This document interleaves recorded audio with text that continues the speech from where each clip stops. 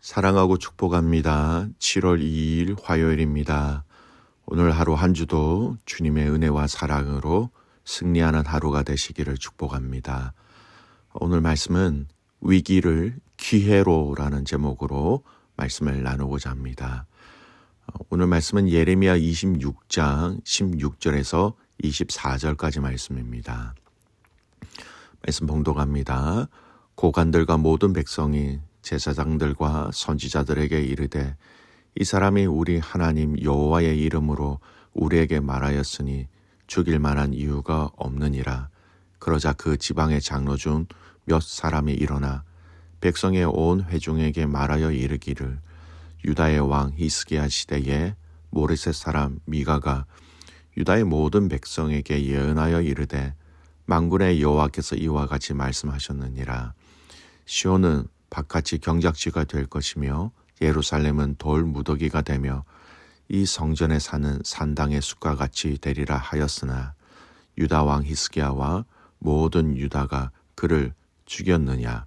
히스기야가 여호와를 두려워하여 여호와께 간구하며 여호와께서 그들에게 선언한 재앙에 대하여 뜻을 돌이키지 아니하셨느냐. 우리가 이같이 하면 우리의 생명을 스스로 심히 해롭게 하는 것이니라. 또 여호와의 이름으로 예언한 사람이 있었는데 곧 기랏 여아림의 스마야의 아들 우리아라. 그가 예레미야의 모든 말과 같이 이 성과 이 땅에 경고하여 예언하며 여호야김 왕과 그의 모든 용사와 모든 고관이 그의 말을 듣고서 왕이 그를 죽이려 하며 우리아가 그 말을 듣고 두려워 애굽으로 도망하여 간지라. 여호야김 왕이 사람을 애굽으로 보내되 곧 악보의 아들 엘라단과 몇 사람을 함께 애굽으로 보냈더니 그들이 우리아를 애굽에서 연행하여 여호야김 왕에게로 그를 데려오매 왕이 칼로 그를 죽이고 그의 시체를 평민의 묘지에 던지게 하니라. 사반의 아들 아히감의 손이 예레미야를 도와주어 그를 백성의 손에 내어주지 아니하여 죽이지 못하게 하니라. 아멘. 오늘 말씀 제목은 위기를 기회로라는 제목으로 말씀을 나누고자 합니다.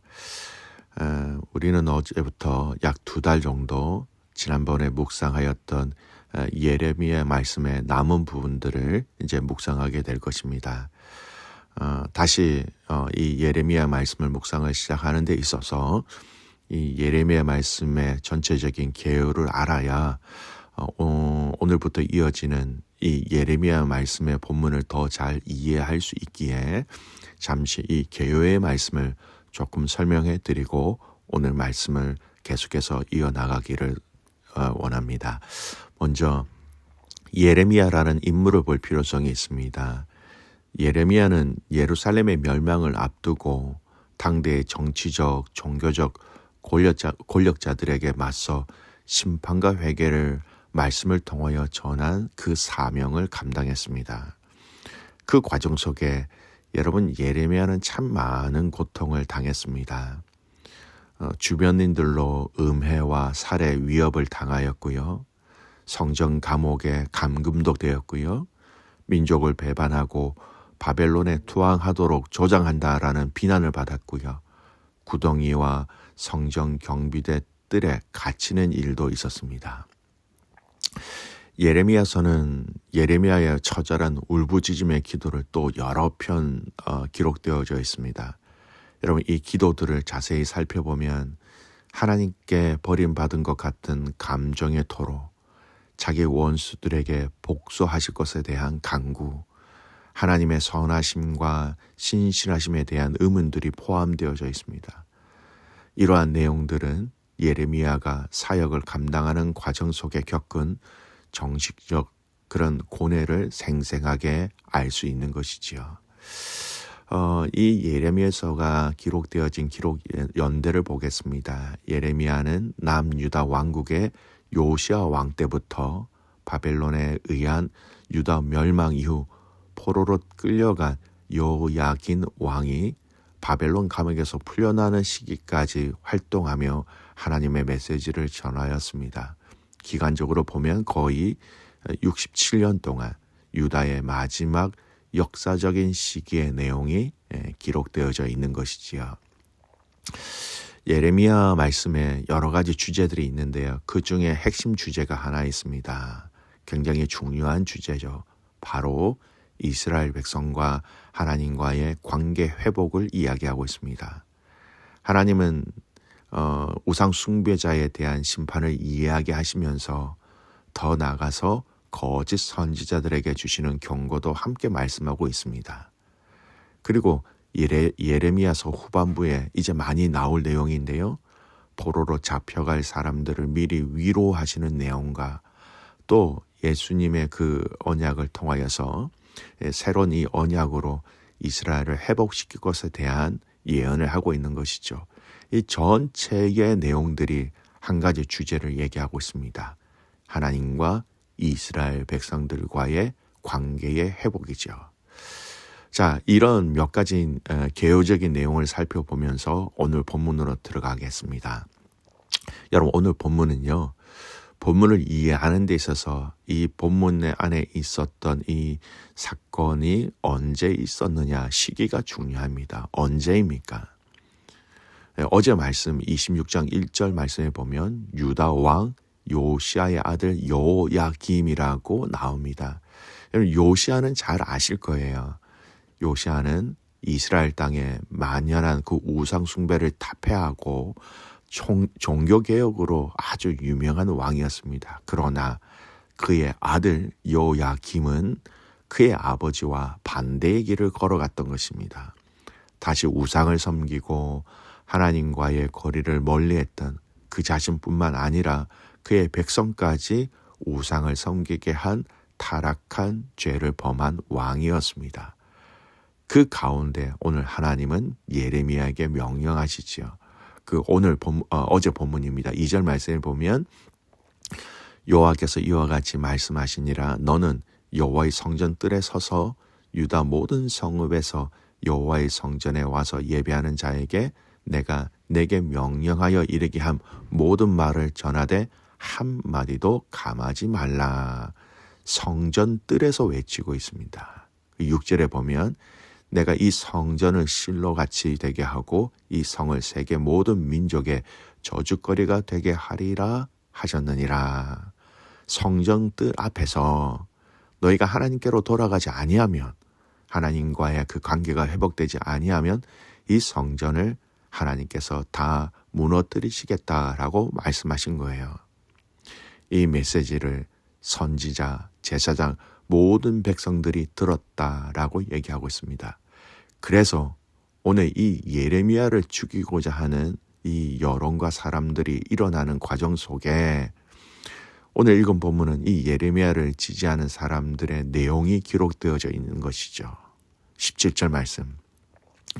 그러자 그 지방의 장로 중 몇 사람이 일어나 백성의 온 회중에게 말하여 이르기를, 과거에 하나님이 히스기야 왕 때 미가라는 선지자를 통하여서 비슷한 예언을 하셨는데 이때 히스기야가 듣고 회개하고 그 징계가 우리에게 오지 아니하였다라는 것을 기억하고 얘기하고 있는 겁니다.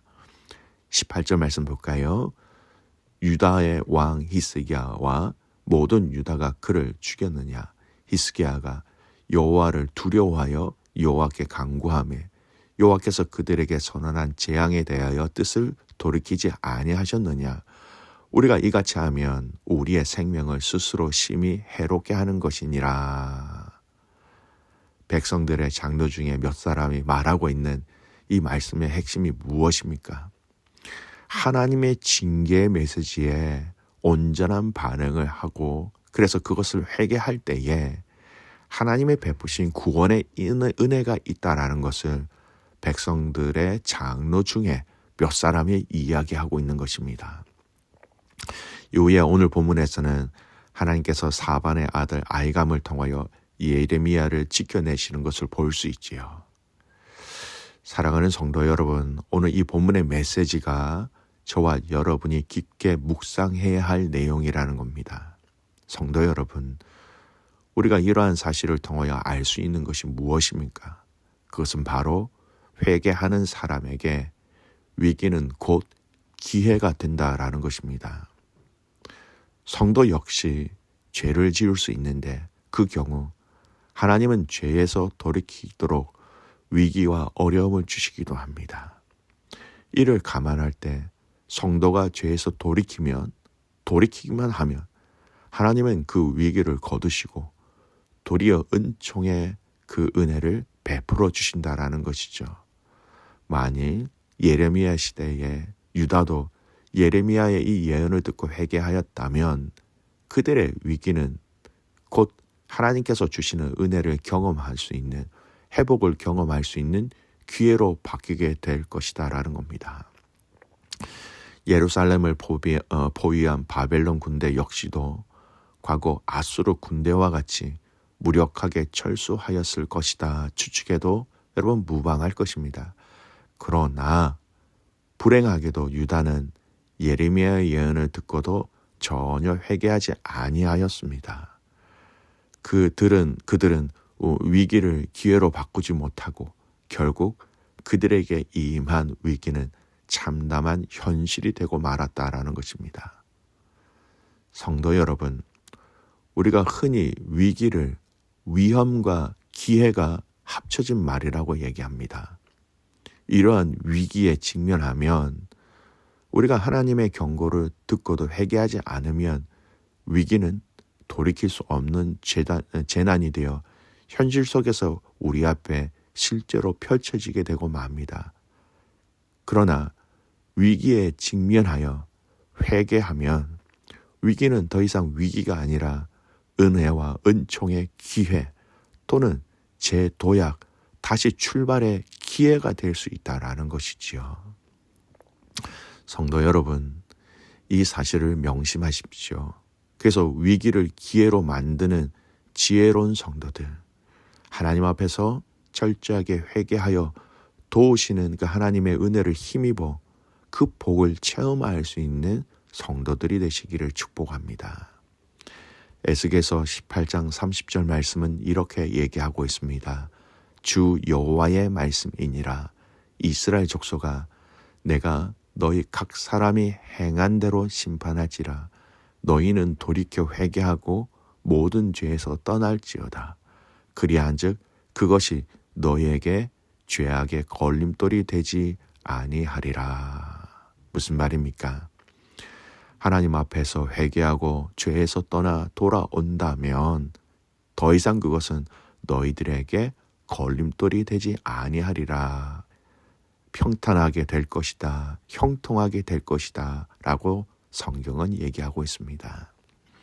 사랑하는 믿음의 성도 여러분, 하나님 앞에서 위기를 기회로 만들 수 있는 성도, 위기를 기회로 만들 수 있는 여러분의 가정, 위기를 기회로 만들 수 있는 교회가 될 수 있기를 주님의 이름으로 축복합니다. 오늘 이 말씀을 통하여서, 이 예레미야를 통하여서 이스라엘 백성들에게 주셨던 그 하나님의 메시지의 그 근본, 돌아오라, 모든 상황과 환경과 여건들을 새롭게 만들며 위기를 기회로 만들 수 있는 가장 근본적인 것이 있다면 여호와께로 돌아오는 것이다 라고 성경은 우리에게 얘기하고 있습니다. 우리의 모든 삶의 전 영역이 주님께로 돌아가며 주님과 잇대어지며 그 주님 앞에서 우리에게 닥쳐 있는 현실과 문제를 하나님께서 말씀하시는 그 기회로 만들 수 있는 저와 여러분이 되시기를 주님의 이름으로 축복합니다. 아멘. 기도합니다. 살아계신 하나님 아버지, 하나님의 은혜에 감사와 찬송과 영광을 올려드립니다. 하나님 아버지, 이스라엘 백성들을 향하여 하나님께서 말씀하고 계신 이 말씀의 핵심, 내게로 돌아오라라는 이 메시지가 하나님 우리 안에 모든 삶의 영역이 다 적용되어질 수 있는, 순종할 수 있는 믿음의 성도들의 삶이 되게 하여 주시옵소서. 살아계신 하나님 아버지, 우리가 주님 앞에 돌아갈 때에 그 위기와 모든 좌절과 그 모든 어려움이 기회가 될 수 있다는 것을 체험하게 하시고 온전하게 주님께 잇대어짐으로 말미암아 이것을 함께 이루어갈 수 있는 성도들의 이 하루가 되게 하여 주시옵소서. 하나님, 화요일 우리 선교사님들을 위해서 기도드리는 날입니다. 우리 라오스에 계시는 백 부장님, 제니 선생님, 베트남에 계시는 방아치아 선교사님 가정, 그 외의 모든 선교사님들의 사역과 헌신 가운데 하나님 기름 부어주시고 하나님의 역사와 하나님의 기적을 허락하여 주시옵소서. 오늘 이 하루 한 주 주님 앞에서 승리하는 하루가 되기를 간절히 소원하옵고 살아서 역사하시는 예수님의 이름으로 기도드리옵나이다. 아멘.